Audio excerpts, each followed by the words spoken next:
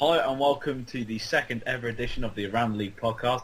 I'm Ryan Stillwell and I'm joined by four heroes, Jake Walton, Tim Scales, Craig Lucock and a debutant. We've been busy in this transfer window. Tommy Clemens comes in for Nick Upton, who's been loaned out for a week. So we'd like to welcome Tommy, who like me is a Pompey fan.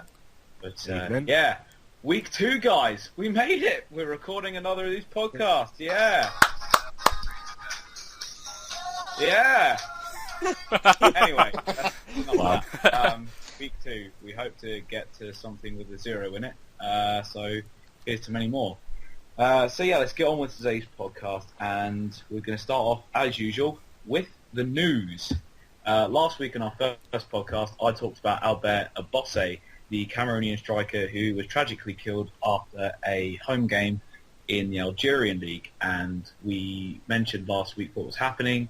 The Algerian Football Federation was going to launch an investigation into what happened and take action. This week, the Algerian Football League initially suspended Abosse's club, JS Kabylie, from all football indefinitely. They've furthered that now. They've now suspended the Algerian League as a whole indefinitely until this investigation is wrapped up and someone can be brought to justice.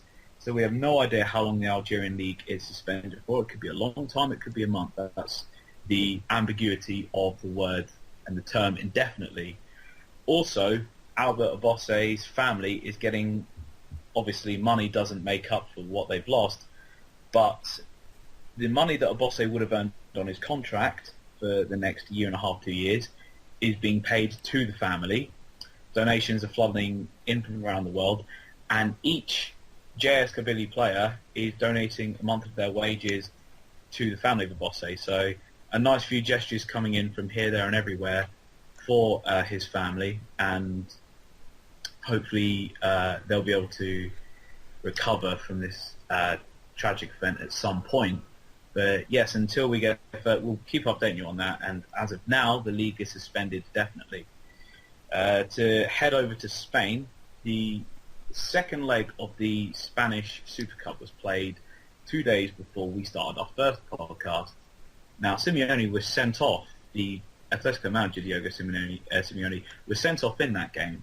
On Monday, the Spanish Football Federation decided to ban him for 8 games, and he's now serving those 8 games. He's not allowed to go down to the touchline. He has to watch in the stands. I'm just going to quickly break down what happened. I think it was Juanfran Torres went off injured, but had treatment, so we had to go off the pitch, waiting to come back onto the pitch.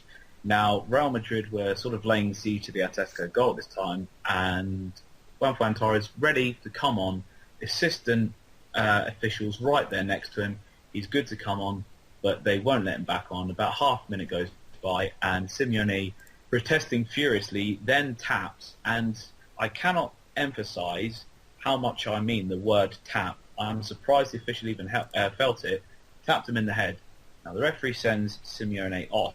Simeone then applauds the referee sarcastically, and then doesn't leave the stadium but sits in the stand. So the Spanish Football Federation banned him for 4 matches for the tapping, 1 match for applauding the sending off, 2 games for protesting the sending off, and 1 game for remaining in the stands instead of leaving the stadium, which basically means, all in all, you can tap an official on the head, applaud it, and get 1 less game than Luis Suarez for biting.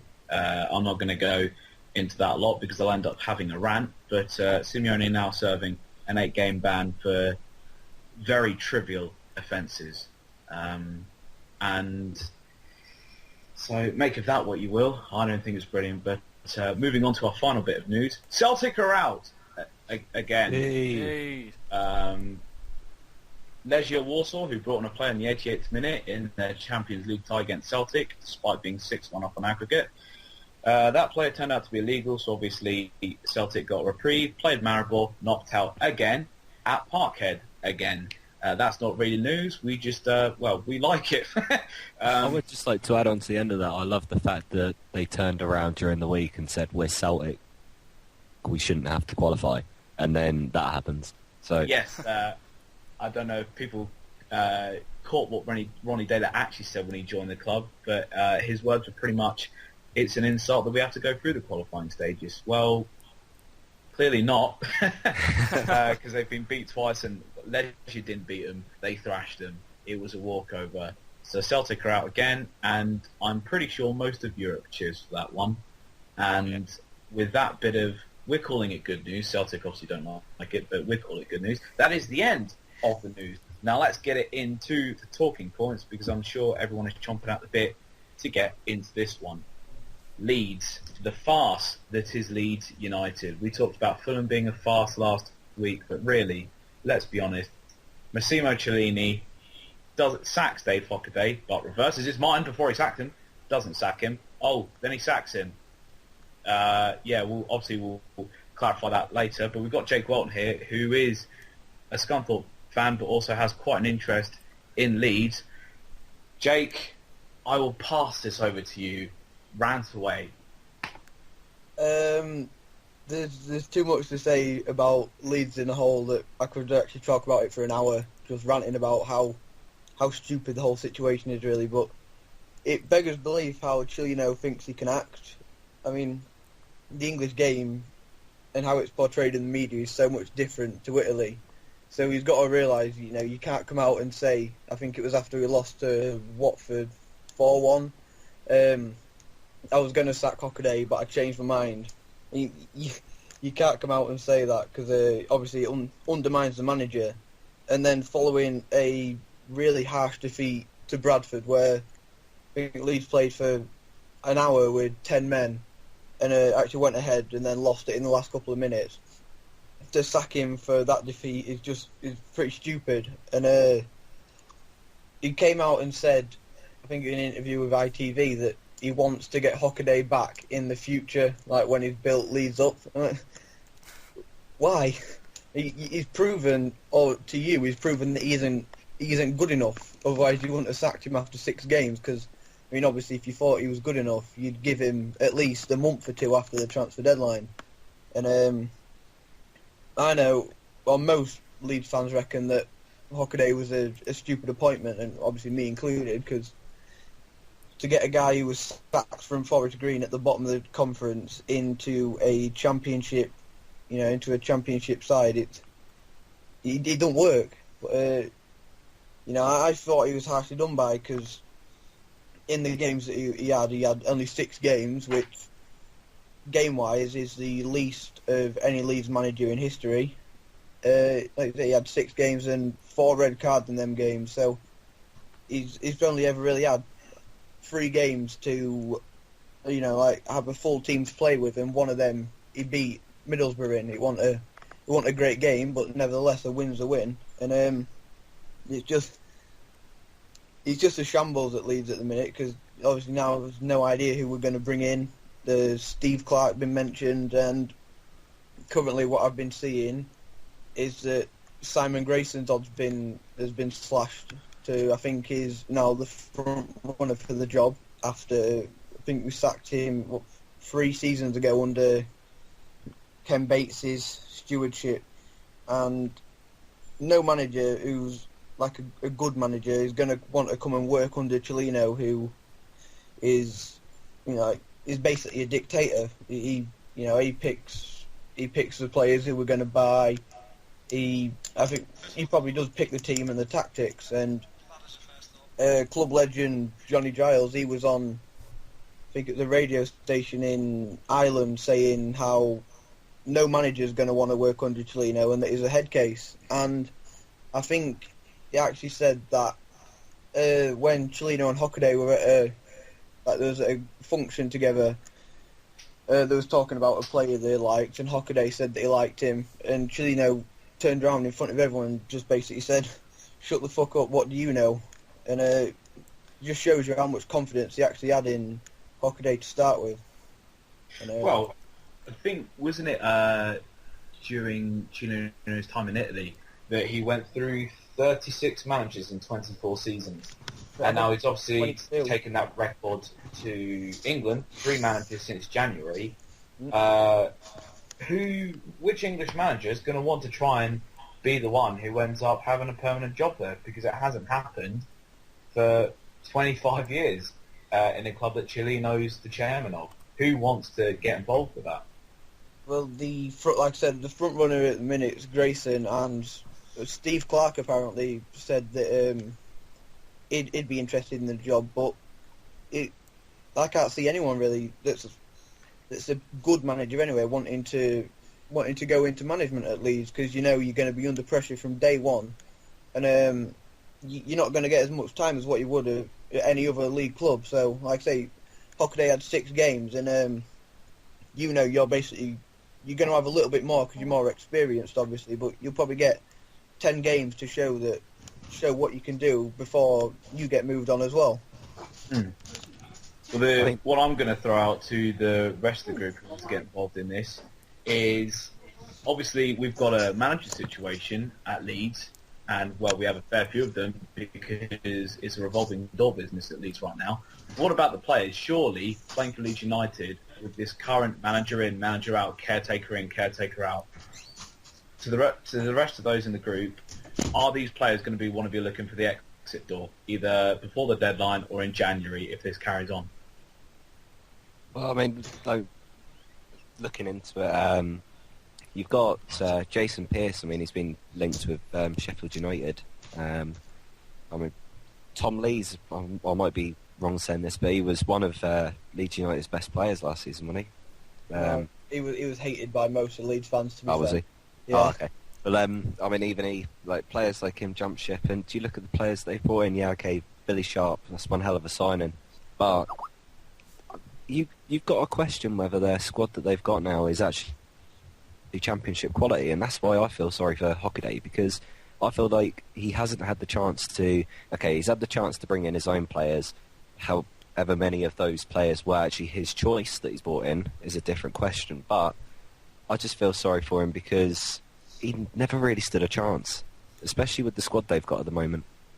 Yeah, and Leeds have ambition like this beyond their means. Like, their fans still think, I'm generalising, but quite a few of their fans still think that they're good enough to be winning, European Cups and whatnot, or think that the club is big enough to be competing at that level, and they just don't have the resources for it. And when you've got clubs coming down from the Premier League like we've done and spent, £10 million in the transfer market, how on earth the Leeds are going to compete with that? And how on earth is a manager going to live up to the ambition that their fans clearly still have? To be fair, I think Leeds actually have probably spent close to 10 million in the transfer window. They've signed Adrian from, I think it's Flamengo. He was on loan at Cagliari last year, and they've got quite a lot of, obviously, Serie A players in. I think some of them are on loan, or most of them are, but they've got permanent deals lined up if they do well in the future, which I reckon would probably take the spending to about 15 million if they end up purchasing all the players. I think the problem with Leeds is it's a big name, but it's a troubled name. And rather like Portsmouth and rather like Carlisle, who recently relegated to League Two, name doesn't mean that much anymore. It used to be wanting to play for the big club, but now people want... It is a job at the end of the day. Football's a job. You want security in your job, and there's absolutely no evidence that if you're going to play for Leeds United, you are going to get any stability in it. And Craig, who's in this chat, he's a Carlisle fan, and Craig, also, you've had a bad start to the season in Carlisle, so you can probably relate to the mess going on with Leeds. So I want to get your thoughts on this one. Yeah, I think a lot of my points have actually already been said. I mean, just preface this, I want to say that I don't think David Hockey is a very good manager. But at the same time, it was clear from the start that he was the cheaper option. I don't think any chairman at the a championship level wanting to move forward in football terms would appoint someone like Hockaday, who has the finances to bring a decent enough manager in. So I don't think Hockaday really is to blame at all for Leeds' plight right now, I guess you could call it. And obviously, as you said, Chilino went through something like 34 managers in 22 seasons at Cagliari. And I know I'm moving up a bit here, but you compare that to Manchester United, I think they had one manager throughout that time. something like that, throughout About that yeah. that stretch of time. And I think it's staggering, the comparison, really. And I think it all stems, personally, I think, from the sacking of Brian McDermott. I mean, I can see why he sacked him, but the whole farce of sacking him and then reappointing him was ridiculous.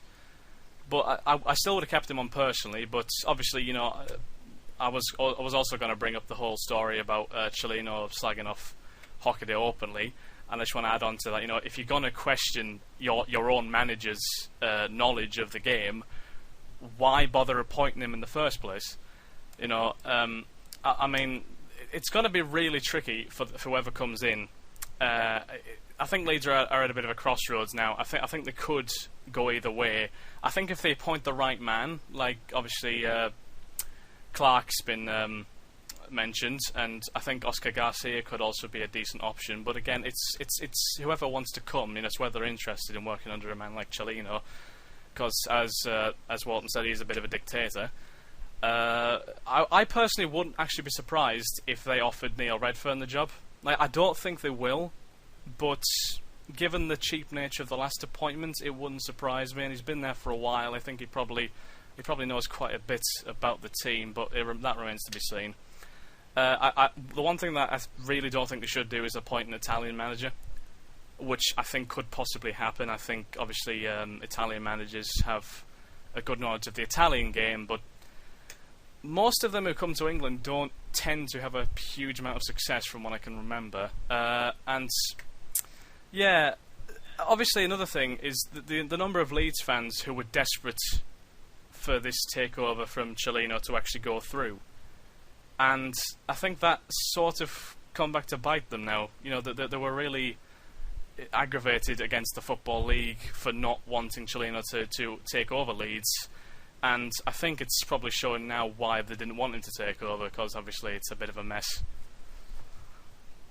Well, I think you're right about the economical signing, because obviously Hockaday's come in. I've got to agree that's because he's the cheapest option. And Leeds are all about cheap right now. They shut down their own club cafeteria at the training ground, forcing players to bring in packed lunches like it's primary school.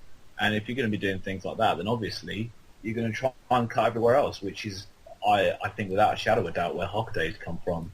And you guys, all four of you, mentioned Leeds and transfers and bringing players in, which weirdly enough brings us on to our next topic, which is transfers. Now, we talked about transfers last week, but I'm going to bring a different angle on it. We talked about inflation.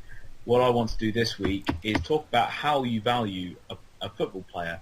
What aspects of the player increases or decreases his transfer budget, and how much does it increase or how much does it decrease. So what I'm going to do, I'm going to come up with a little experiment here. I'm going to say that in an alternate parallel universe, there is a £150 million transfer cap, and at the top of that £150 million as a benchmark, we'll put the two best players in the world, who pretty much everyone says is Cristiano Ronaldo and Lionel Messi. So 150 million, you've got those two. At zero, there's obviously free transfer. And I want you guys, and I'm going to go to you one by one and do this, I want you guys to give me the aspects of how a player is valued: age, how many goals he scores a season, position, nationality, things like that. And then obviously tell me how much you think that would be worth, those aspects would be worth, in between the range of 0 and 150 million. And I'm going to start off on the right-hand side with Tommy. So 150 million to naught. Go for it. Well, I mean, so many things come into it. For the first thing I'd like to mention is definitely the age of the player. Obviously, you can expect as a player comes closer to his retirement age, he's going to be a lot cheaper than he was, say, 10 years previous. You've got a lot of... You look at the likes of Ashley Cole a few years ago, would have been worth a hell of a lot to anyone who was trying to prize him away from Chelsea. Did he leave on a free transfer in the end? I think he was released, wasn't he? I do not. I don't remember a fee being paid. Yeah, so he's left Chelsea Chelsea on a free, say 5 years ago, he would have cost probably around about, for example, about 15 million, I would have said.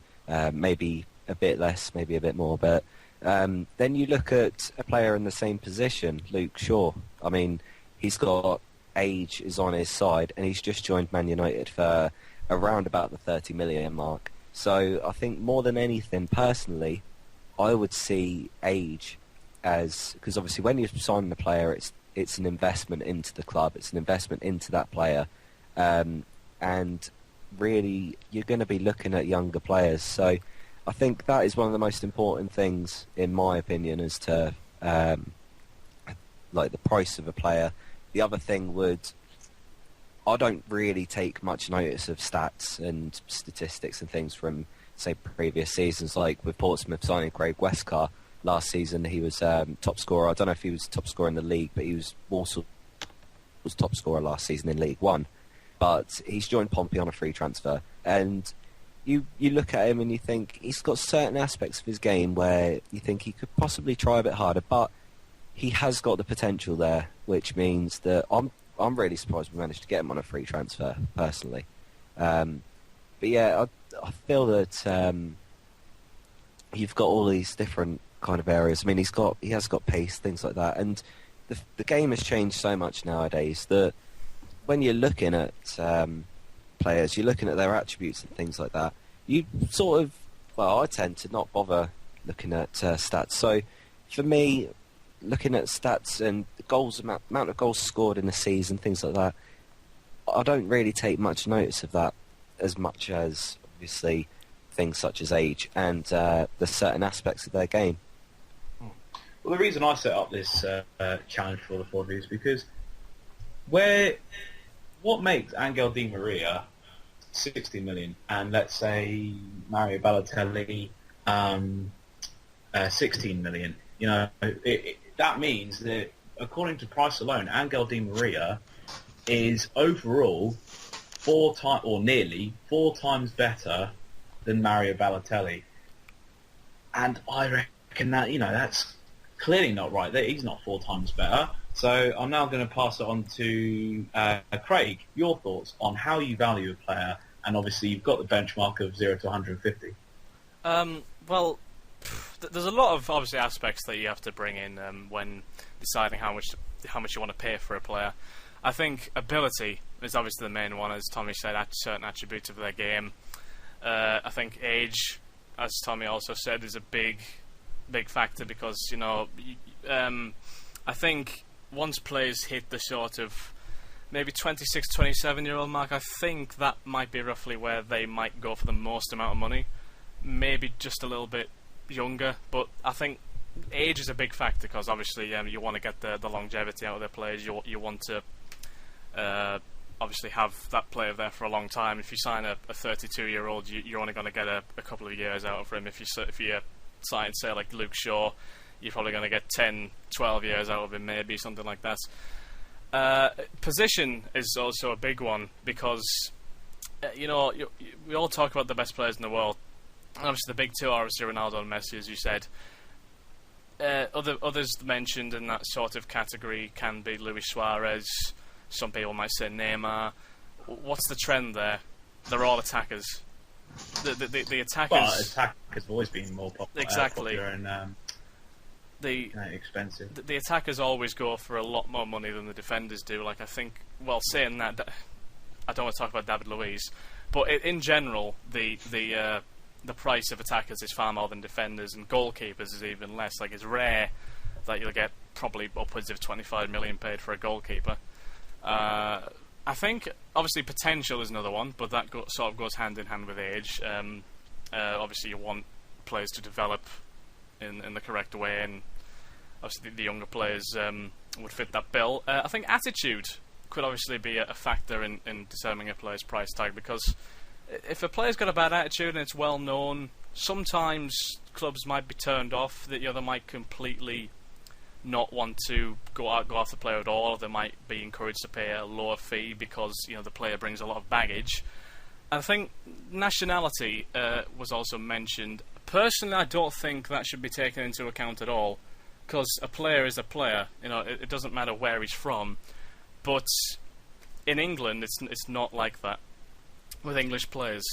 I mean, people wonder why not many young English players are playing for the big Premier League teams. It's obvious. They're getting quoted ridiculous amounts of money for the young talents when they can go abroad, say Spain, France, Italy, Germany, and they can get the complete package for something like about half a third of the price, you know. So I think that's probably a big factor in England, but shouldn't really be. Well, on to Tim now, and something that I think that has a bit of validity is: do you reckon the values for players is also factored in by clubs' desperation to get in players? For instance, Man United buying Angel Di Maria from Real Madrid for 60 million, or Mattis, £37 million move from Chelsea last season. Do you think that there's any validity to the point that a club's desperation and a club that wants to sell a player can see that they can get a few extra quid off the buying club? Yeah, I think that's definitely true, because like you look at the transfer deadline day and you get absolutely ridiculous fees. I mean, obviously we all know about Fernando Torres and Andy Carroll about 2-3 years, or was it 3-4 years ago now? But yeah, they were both bought for 85 million combined, and it was completely through desperation from both clubs. I mean, Andy Carroll, he probably wasn't even worth a seventh of that. Fernando Torres, I mean, I know he was absolutely world class, but 50 million, and he never really showed that. I also agree with like the nationality point, like players that are, you see Tony Kroos went for 20 million, and then you see Luke Shaw has gone for 30 million. Just like, Luke Shaw's had a few good games for Southampton. Tony Kroos has won a World Cup, a Champions League, and been a huge star for Bayern Munich for the last 5 years. Who on earth would you buy there? And it's just baffles the mind that players, the younger English players, 30 million for Luke Shaw is probably the one that sticks out to me the most, because it's just ridiculous. And then you've got Callum Chambers, also, he's played. He probably played half a season for Southampton, and then he's been valued at 20 million for Arsenal. It was around that, yeah. And I just don't understand why English players. I mean, I know there's homegrown rules and whatnot, but it just seems almost absurd that a player aged 17, aged 18 could be worth that much. Oh no, I completely agree, and I try to make logic of transfer fees, but that seems like an impossible task now. I'm now going to pass on to Jake, the last of the four, to put his input on this one. Go for it. For me personally, I think probably tactics and position are probably two of the most important. As you obviously need someone who is going to play in the position that you want and in the tactics which you were going to employ. So there's no point, like say Van Gaal at Man United, for example, he desperately needs wing-backs because he's playing Valencia and Ashley Young as wing-backs because he's refusing to change formation from a 3-5-2. So that's meaning he's overpaying the odds for wing-backs. Like, obviously Luke Shaw was 30 million, and I'm not sure on this, but I think Rojo's a wing-back, and I think he cost about 20 million. And from what I've been hearing of Russian football fans, when he played for Spartak Moscow, he was absolutely terrible there. So, because they desperately need him in that position, they are overpaying the odds massively. And obviously age is one, and potential for me. That's why I think Luke Shaw went for so much as well, because he's only 18, so he's got a lot of potential to grow into one of the best left back or full backs / wing backs in the world. And obviously because he's 18, is probably, if he plays like Ashley Young or till Ashley Young's age, he's got 14, 15 years ahead of him. And when you average that out, it's 30 million for maybe 14, 15 years of good service. It becomes a drop in the water, really. Well, yeah, I completely agree with that. And what I'm now going to do is I'm going to throw all four of you under the bus because I'm an evil cunt and I'm presenting, so I can do whatever the fuck I want. What I'm going to do now, for the four of you, one by one, I'm going to give you a player. And obviously I've mentioned the 0 to 150 million pound benchmark. Oh. Let's say that this is Football Manager, and Messi and Ronaldo have stats of all 20. They are the football gods, and they are worth 150 million. So I'm going to give you each player. I'm going to ask you to value him. And I'm going to go from right to left again. So it goes over Tommy, and these are all going to be recent transfers. Tommy, I'm giving you Angel Di Maria, cost £60 million in real life. Value him. Well, I was actually chatting about this at work the other day. Personally, I mean, you guys might have different opinions, but personally, compared to the likes of Messi, Ronaldo and that, I personally don't feel like Di Maria is a world-class player. He's a much better than average player, but he's not, in my opinion, he's not world-class. He's not a world beater in his own right. So personally, I would have put him about, I would probably say about 25 million, personally. Which puts him 35 under his real-life cost. And 125 million below Messi and Ronaldo. Hoo-la, that's a lot of money. I'm going to hand it on over to Craig now. Craig, you've just seen heard Tommy's valuation of Di Maria at 25, and obviously you've got the 150 million pound benchmark. I'm going to give you James Rodriguez, who signed for Real Madrid for 18 million euros, or in proper money, 63 million pounds sterling, Royal Britannia. So 63 million pounds real life. Di Maria has been valued by Tommy at 25. 150 is the top. Go for it. I think. How much did he go for in real life again? 63 million pounds sterling. 63 million pounds sterling. Right. Well, I think Rodriguez is another one who has age on his side. Not quite as much as the likes of Luke Shaw. I mean, he's 23 years old.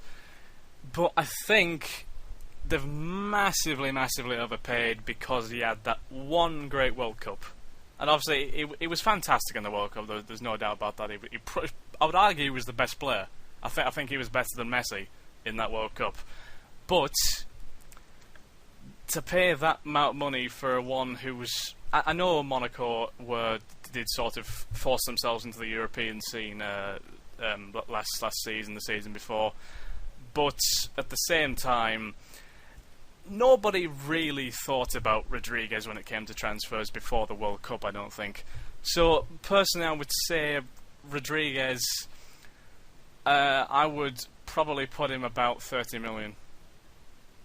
30 million, so 5 above Angel Di Maria and 33 below his real life value. It's good to see that the guys in this group are not all about money. I'm going to now hand it over to Tim.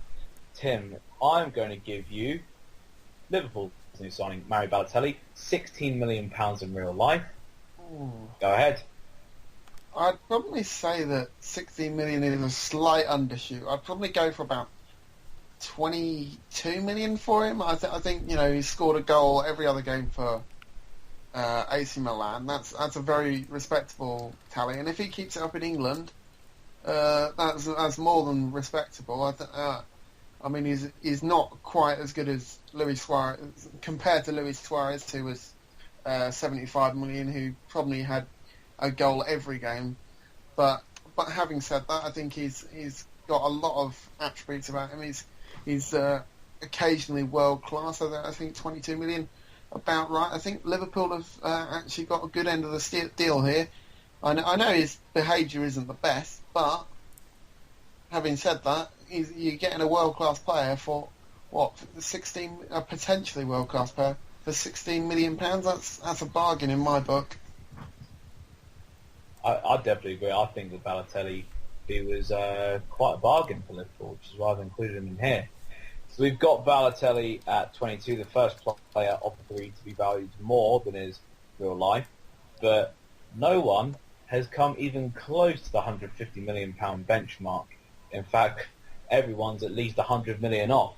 So I'm not sure if that's a slight message that we do need to lower transfer fees. Well, that's not a slight message, I'm going to say it. We need to fucking lower transfer fees.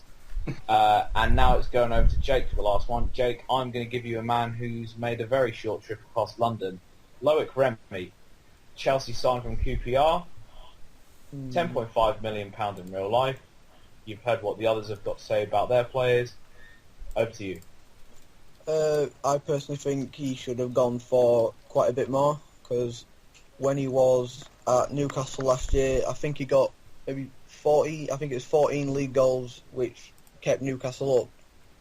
And for a player that's guaranteed probably 14, 15 league goals a season, bear in mind that was in a really young, creative Newcastle side as well. For a side like Chelsea, if he plays up front every game, which he isn't going to, you'd probably be arguing he'd maybe get 20 goals. So you could argue that he could probably go for maybe 15 or 20 million.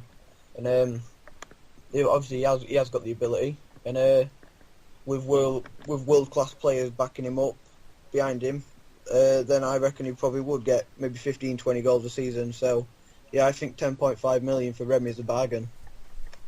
That's the second bargain in a row.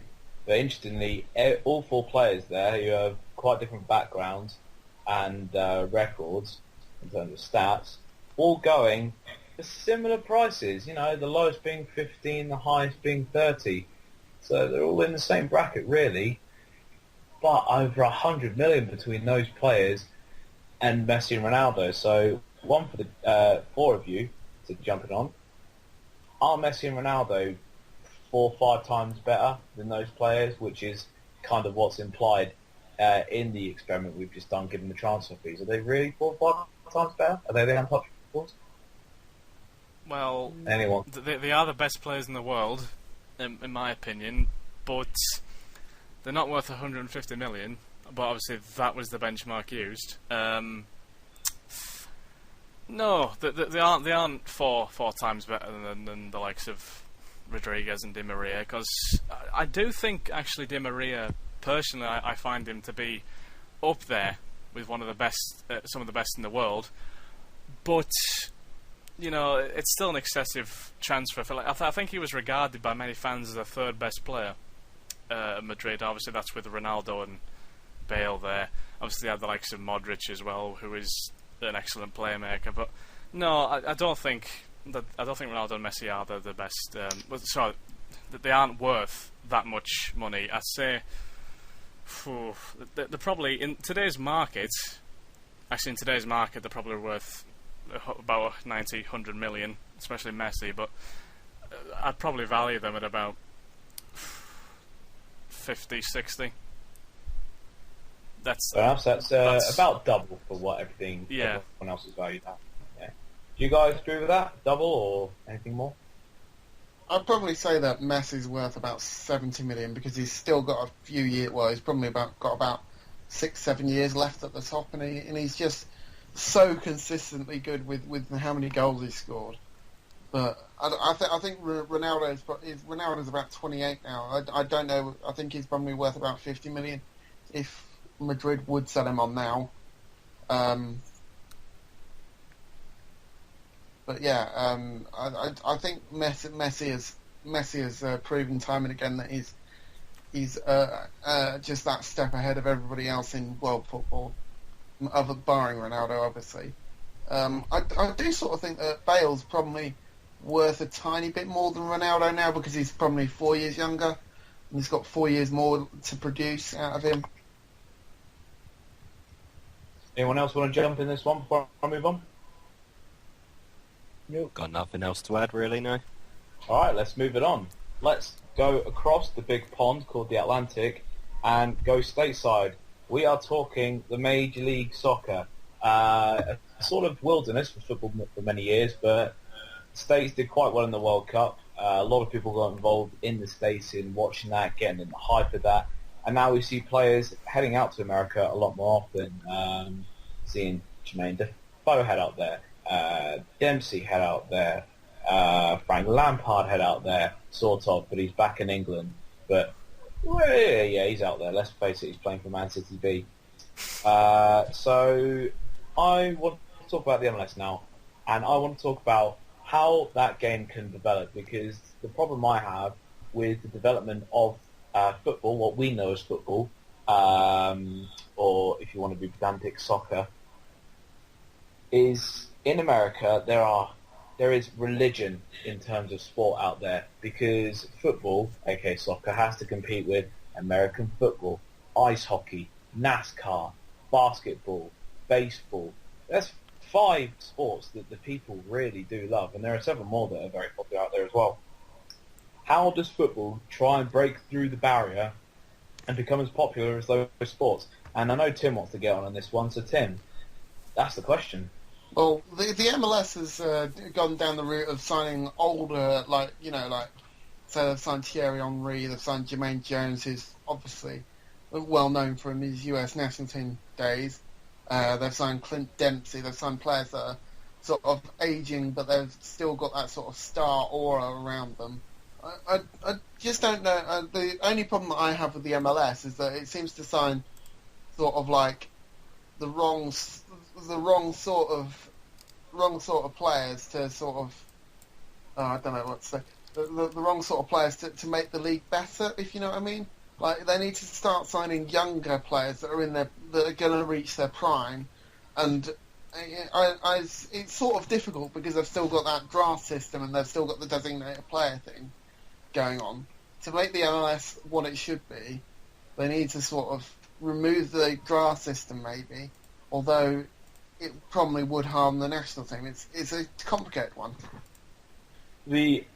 Furthering my point about what I said earlier, and trying to better the national team, like you said just now, is people in America grow up, and for decades they've wanted to be quarterbacks, they've wanted to be pitchers, or wide receivers, or they want to be whatever you call them, basketball. I don't really want basketball. They want to be those. They don't want to be playing central defensive midfield for the Columbus Crew. That's the problem. The players, because we all, in England, we're obsessed with youth right now because we opened up St George's Park, and we're obsessed about the future of our nation because, let's face it, our team right now isn't most inspiring. It's got to be worse for America because they've got great kids right now, but most of those kids and the future, majority of it, is going to want to get into America's most loved sports. And the people of America aren't going to want to get into a game which is corrupt with money. They have a good way of doing things in the NFL in terms of caps and costs and making sure every team's got a chance. That's my problem with football out there. I just don't think it's ever going to be quite like American football or baseball in terms of popularity. And for anyone else who wants to jump in on this, don't you also think it's a bit of a message that the game is an outcast when the best players that they can sign are what we in Britain call getting on? Yeah, Well, I mean, go on, Jake. I personally think that the MLS it is a pretty good league, and I've just done a Tim and I've lost my thread now. Second week in a row. It's a weekly segment now. Yep. Yeah. It's time for the losing the thread. I'll let Craig go then. Okay. Yeah, I mean, I was just going to say, obviously, the sport has got much more attention over there with the obviously with the likes of the big name players. You got recently you've had Beckham, Nesta, Henry. I think Kaká's moved there now, has he? Yes. It's like Tim Cahill. I know Tim Cahill's not massive, but he was quite big here. And personally, I tend to call it the proverbial graveyard of footballers' careers. I mean, because it's where seemingly now everyone goes, all the big name players go to just end their careers. I can understand why some of them go there, because obviously it's a lot of money. And I know a footballer's career is only so long, in terms of actually playing. It is a shame that some of them do it, because obviously the likes of Kaká, he won the Ballon d'Or. He was the best player in the world at one point in time, and now he's rotting away in the MLS, in my opinion. But and another thing is the quality I don't find particularly good in general with most of the players there. I mean, obviously people were making a deal out of Jermaine Defoe scoring a lot of goals for Toronto, and they're saying that he should be called up to the England squad. I mean, you look at the defences in the MLS. Is it really that hard to score against them? You compare to some of the other players who are regarded as poachers and top class strikers. They've got a lot harder defences to play against, in my opinion. So when regarding players as top class, I think it's hard to speak about players in the MLS in that sort of vein, because I mean, as you say, the problem is with the sport is that it's not big enough. I mean, it has gotten bigger, but I don't think that clubs there will ever be able to get to the level of some of the big European sides and other sides around the world, because the sport's not big enough. And as you say, that the only players they are bringing in are players who are 30 plus, around that age, and some of them may do, but no one's really gonna look at these sort of games because they want to see these best players most of the time. I don't feel. I think most people's attention will be on other leagues, because most of the best players are playing out. Well, pretty much all of the best players are playing outside of America, and the only time they do end up in the MLS is when they're past it, in my opinion. So, yeah. Having a look at this, I think that's a good point there. Having a look at this, Bradley Wright Phillips is actually top scorer in the MLS at the moment. His experience really in England is, he's scoring goals in League One. It's not exactly a great resume. It's not a great indicator of how good the MLS. It's a pretty poor indicator if the MLS is, letting players, that not that good, score a goal almost every game. I think he's got 20 in 23 for New York Red Bulls. His best season in the UK was 22 in 42 for Charlton. So, yeah, I think what one person compared it to, and I'm just going to throw this out there, you can formulate whatever opinion you like. Someone said that out there, it's like playing FIFA on amateur. So take out that way. I've watched a fair bit of. I was about to say American football there, but that's an ambiguous term. The MLS, it's not great quality, and I would liken it to probably bottom of the Championship, League One level in England in terms of how teams try and set up to play football and the general quality of it. And I know a fair bit about Championship League One because I've seen Pompey go from the Premier League to League Two, so obviously I've experienced these leagues firsthand, unfortunately. But we talked about the MLS getting better and the problems with it. A few of you have mentioned the national team a few times, and yes, it's a lot easier to get a national team better than the league itself, because obviously players can go abroad, sharpen their talent, and play in the best leagues in the world. So, as a final question for this topic, just theorise, folks. How do the head honchos of the MLS get that league better? Start calling it football for a start. Yeah. To be fair, soccer is actually an English word that we get to Americans. But I did hear that, actually. I think I heard that being spoken about around Fratton Park. In all seriousness, I think really, I mean, American sport with the whole like drafts and things like that. Yeah, okay, it's a good idea, but I think football should be football. If you get me, with transfers and things like that, the team should be allowed to bring in whoever they want within reason, obviously, and they shouldn't really be bound by having to. I'm not entirely sure how these drafts work, but I know they each get a pick each round, don't they? I just feel that it needs to be brought in line with football around the world. I mean, football is such a big sport in all different countries around the world. And if they are wanting to make it at that level, I think they need to change their game in order to keep level with ours. The thing is, that I find is that if they get rid of the draft, though, they still have this sort of, if obviously everybody watched the World Cup and notice how much the US got into it. If the US gets rid of those drafts, they'll probably ruin the national team, and by the process of that, I've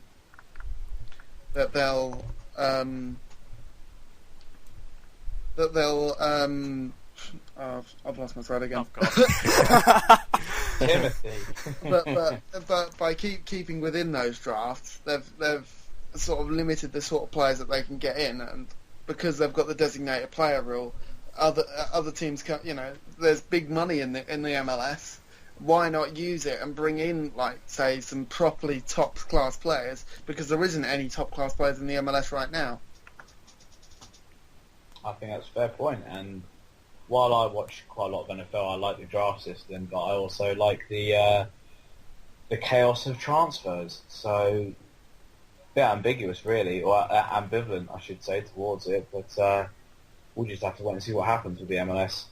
But we're going to head back to England now, and we're going to head into England's top flight, Crystal Palace. We talked about farces at clubs with Leeds. Bit of a situation going on at Crystal Palace. Tony Pulis got manager of the season last year for the Premier League after pulling off a magnificent revival to keep Palace up. Then leaves very early on this season, and Warnock walks into a job. Sorry, I didn't mean to laugh. But Warnock is Premier League manager again, and everyone can jump in on this one, but I'm going to start left to right this time. I'm going to go Jake. What's going on at Palace? Why the hell is Pulis out of the job? Basically, it's just because the chairman's a tight ass, really, isn't it? Apparently, he promised Pulis funds and then never gave him the promised funds. And as Pulis did, he had a right to kick off, which he did. And I think actually that he was close to leaving in January because he didn't get the funds that he was promised. So, all in all, if Palace do end up going down, then I only reckon they've got themselves to blame for it, because they got rid of what was arguably the manager of the season last year with what he actually did with Palace and the squad they had. And the news leaving, I think it was 2 days or something before the start of the season, which was probably mid-August, and they've now waited until, I think they appointed Warnock on, was it Thursday or Friday? I believe it was Thursday.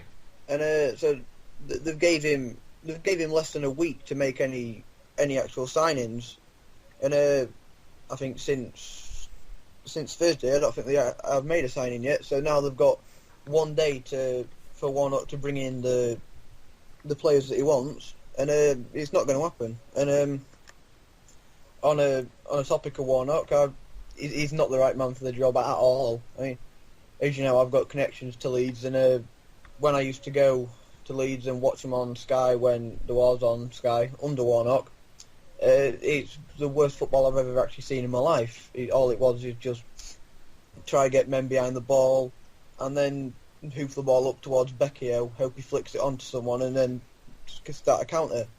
And whereas Palace are a good defensive team, it don't work. That's why Warnock failed with Leeds, because the defence, it can only hold out for so long, really. And playing counter-attacking football in the Premiership, if you're a team like Chelsea, how they did against Liverpool, it's going to work to an extent because you've got probably some of the best defenders in the world.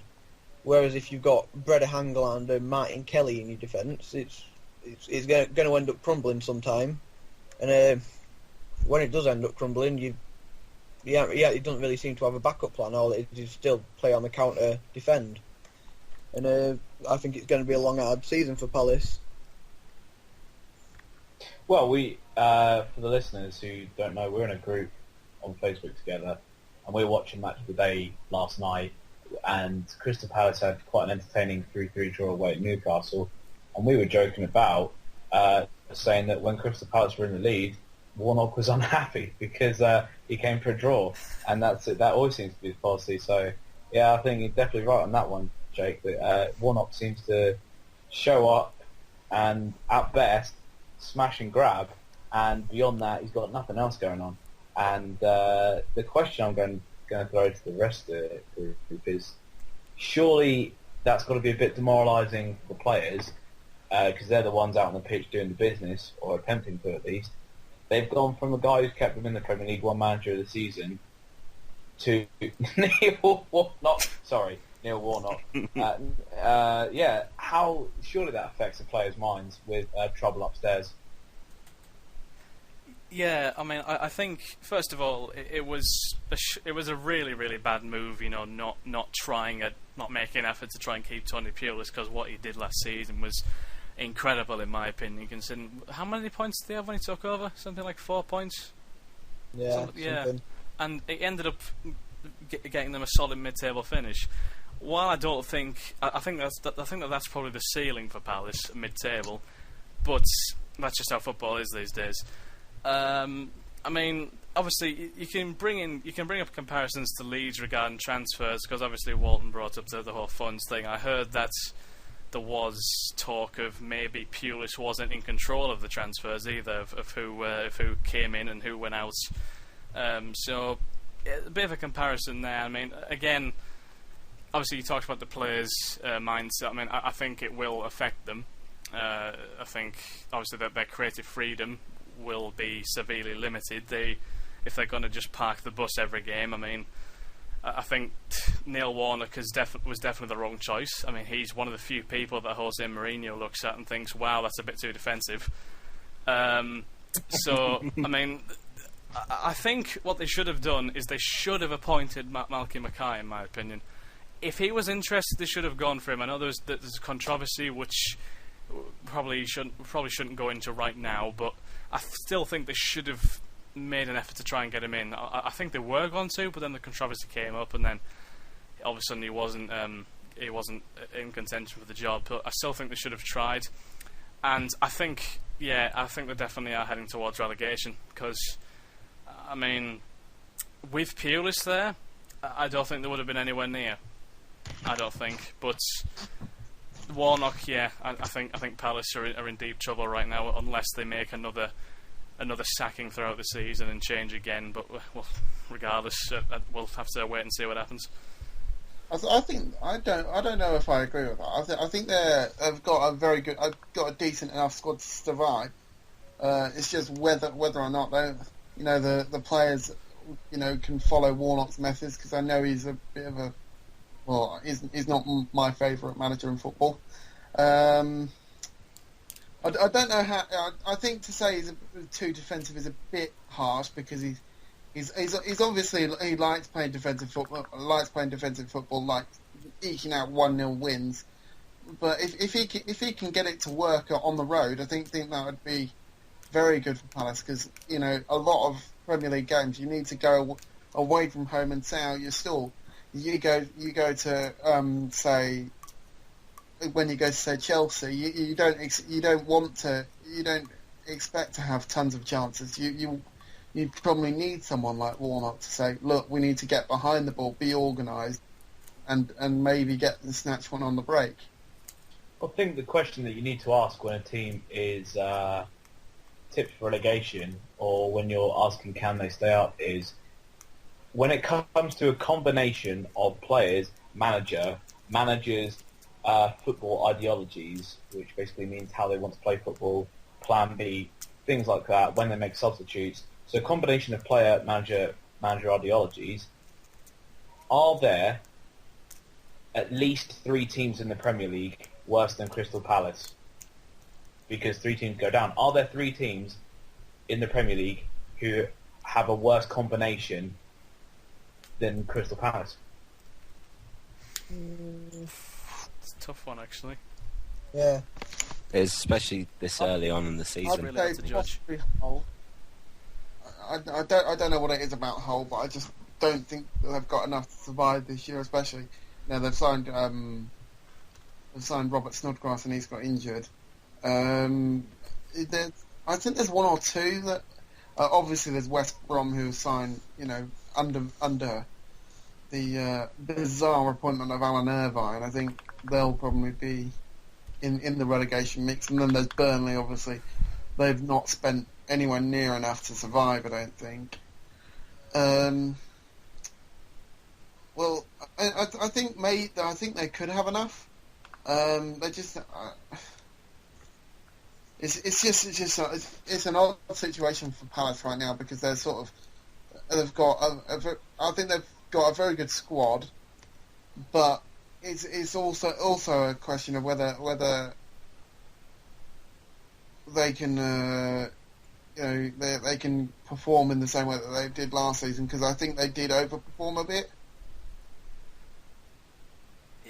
I think it's go on, mate. Yeah, I think talking about three teams who could be worse than Palace this season, I don't think there are that many teams who will be. The only three I could personally see right now, again, I just want to say at the start of the season, before the season started, or quite a while before the season started, I thought Swansea and Aston Villa would be well down there. But they've started ridiculously well, both of them, especially Swansea, in my opinion, because I didn't think their squad had that much. But that just shows what a amazing game football actually is. But I think the only three that I could possibly see being worse are, as Tim says, West Brom. I think they're in big trouble. Hull as well. I think QPR. I don't know about QPR. I think they're always. They never fill me with confidence as a team. I think they're really, really shaky as a unit, and I think I know they did win against Sunderland yesterday, but I don't think it looks good for them either. So I think it's going to be quite close actually in the relegation battle, but we'll see what happens. I do think Palace will need to do something though to change the way they're gonna change the road they're gonna head down, I think. Well, a quick statement from Under the Floodlights Podcast in association with all the people in here. We really fucking hope QPR get relegated. Yes. That is just a side note. And we really do hope that there are, one of the three teams worse than Crystal Palace are QPR. Thank you for listening. Stay in school, don't do drugs. On to our last topic for today. Wayne Rooney, England captain, the man who shouted at England fans telling them that their support, despite travelling all the way to South Africa, was fucking shit.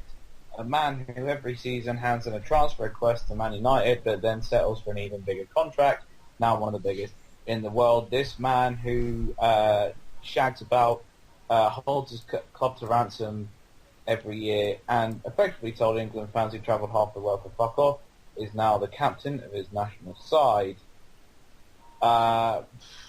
Tommy, help me out here, because I don't see how he inspires a team. I've got to agree with you, to be honest. I mean, the first thing I said as soon as how I saw the news originally was I finished work, got home, on the news channel. I think it must have been about 6 o'clock news. Did a little roundup first of all, and it showed a little clip of Roy Hodgson. All he said was Wayne Rooney, and that was it. And I just knew straight away. I thought, he's the new captain, isn't he? And I thought about this, and at no point have I ever seen him show that he has the capability, or he's never done anything, in my opinion, to warrant being given the captaincy of his country. It absolutely reeks of him being used as a talisman. It reminds me of David Beckham. Don't get me wrong, Beckham was a fantastic player. To be honest, I feel that, okay, he was a good role model, but I sort of question his abilities as a leader. I question whether he was a leader on the pitch.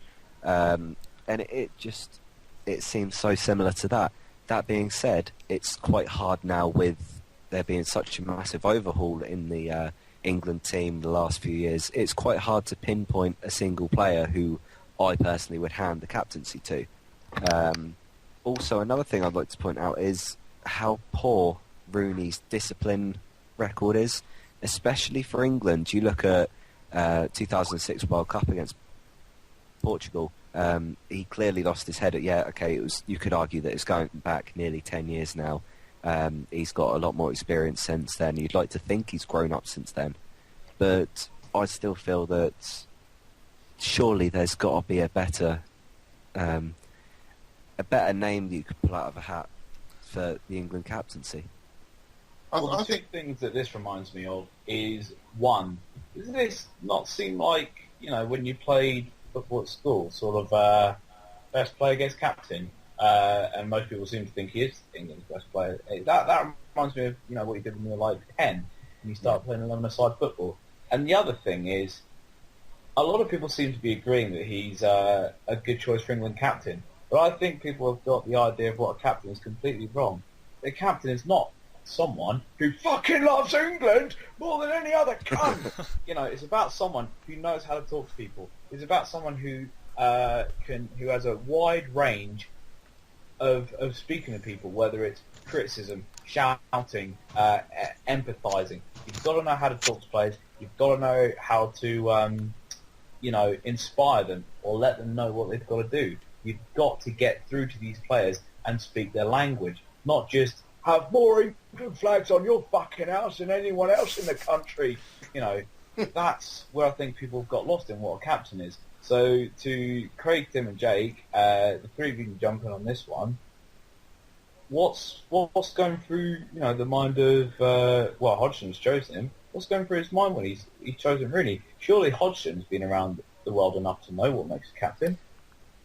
Well, I mean, I will start by saying I definitely personally think that is the wrong choice. I think the reason behind him being captain is probably because, as Tommy says, he's a big name. I do sort of understand because there's not that many other choices. There's no one who you'd look at. There's not many who you'd look at in that squad and think, what, you can be captain. Because, I mean, you talk about, speaking the language of players. I mean, I think Rooney's speaking ability is a completely different topic at all. But I think he's hot-headed, he's overrated, and as you said, he throws his toys out the pram at club and international level when he doesn't get what he wants or when things don't go his way. And I think another thing that I have to point out is that this is the even bigger shame because you had a lot of people calling for Rooney to be dropped in the World Cup because of how bad he was. And it's a shame because this pretty much guarantees his place in the side. He won't be dropped because he's captain. That's even set that in even more stone. And he's been poor in nearly every international tournament he's played in. I know this isn't necessarily his captain ability, but they keep on bringing up. What was it? Was it Euro 2004? When he had a blind. Yeah, he scored 4 goals or 5 goals, whatever. So, those 4 goals 10 years ago, fantastic. Yeah, exactly. And a decade ago, I was in primary school. I don't talk about how good I was at English. Exactly, yeah. How good you were at colouring in. Yeah, mate, my crayons. You ain't about crayons. I think Rooney still dabbles in that now. But anyway, I think in terms of options for the captaincy, I think someone like maybe Joe Hart or Gary Cahill. I think people like them could have been good options. I mean, I know Joe Hart's still youngish, I think, but I think he seems he's got a decent enough personality. He seems to know what he's talking about. So I think one of those two probably would have been a good option. But yeah, in general, I think it's a really shocking appointment, and I wouldn't.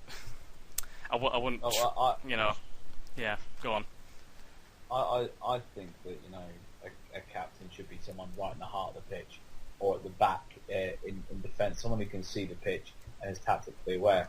I don't think forwards are that player because they're always looking to get forward. You need someone who can see the whole pitch from an objective angle, because when the ball's further up the field, the striker is going to be goal-minded.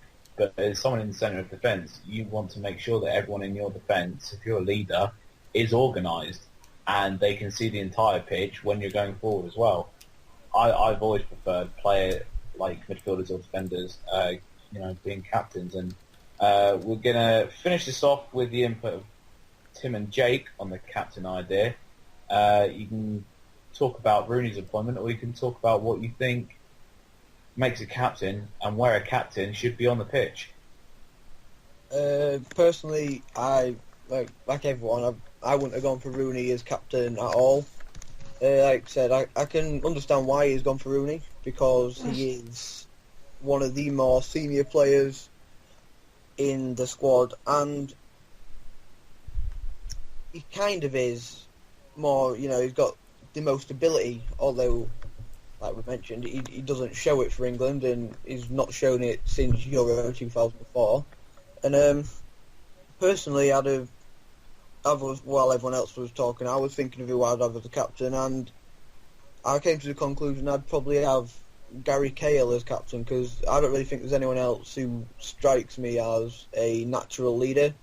And although Cahill, he does strike me as a leader, but not massively. Like I said, there's no one else who I think would be a great leader. You could have Joe Hart, but I'm not keen as having a goalkeeper as the captain, because I don't really think they're a real leader, because of how far back they are. They're not really involved in the play like a midfielder or a defender is. So that's why I just think Gary Cahill should have been captain, because, like I say, he's a leader, he's a great defender, and I just can imagine him being a really good leader for England anyway. Well, it seems like most of us in here would agree that Cahill would have been a better choice than Rooney.